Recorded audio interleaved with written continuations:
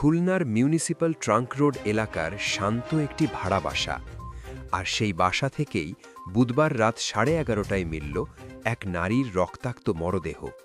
নাম শিউলি বেগম, 42। কিন্তু এই মৃত্যু কি স্বাভাবিক?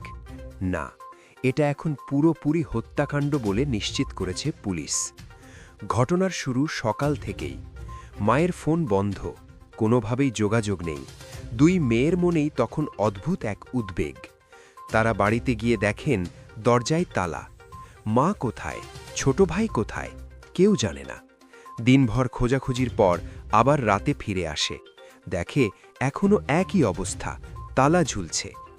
বাড়িওয়ালা এসে সিসি ক্যামেরার ফুটেজ দেখতেই পুরো পরিবারের পায়ে যেন ঠান্ডা স্রোত বয়ে যায়। সকাল 7:50 নিহতের 16 বছর বয়সী ছেলে একটি বড় ব্যাগ হাতে ধরে বাসা থেকে বেরিয়ে যাচ্ছে। এখন প্রশ্ন, সে কোথায় গেল? মায়ের লাশ থাকাকালীন সে কেন তালা মেরে গেল? ফুটেজ দেখার পর বাড়িওয়ালা ও পরিবারের লোকেরা তালা ভেঙে ঘরে ঢোকেন। দৃশ্যটি ছিল ভয়ঙ্কর। খাটের ওপর পড়ে আছে শিউলি বেগমের রক্তাক্ত মরদেহ। ঘর তছনছ।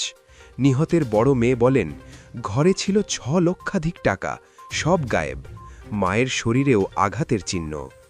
এখন প্রশ্ন আরও জটিল, এটা কি পরিকল্পিত লুট নাকি পারিবারিক কলহ? খুলনা সদর থানার তদন্ত কর্মকর্তা শাহজাহান আহমেদ বলেন, এটি স্পষ্টতই হত্যা। ছেলে পলাতক, তাকে ধরতে অভিযান চলছে। পুলিশের প্রাথমিক ধারণা, টাকা ও পারিবারিক দ্বন্দ্বই হয়তো এই হত্যার মূল কারণ। কিন্তু এখনও ছেলেটির কোনো খোঁজ নেই। খুলনার এই রহস্যজনক হত্যাকাণ্ড এখন সবার মধ্যেই প্রশ্ন তুলে দিয়েছে। একজন ছেলে কি সত্যিই নিজের মাকে হত্যা করতে পারে, নাকি ঘটনার পেছনে আছে অন্য কেউ? আপনারা কি মনে করেন?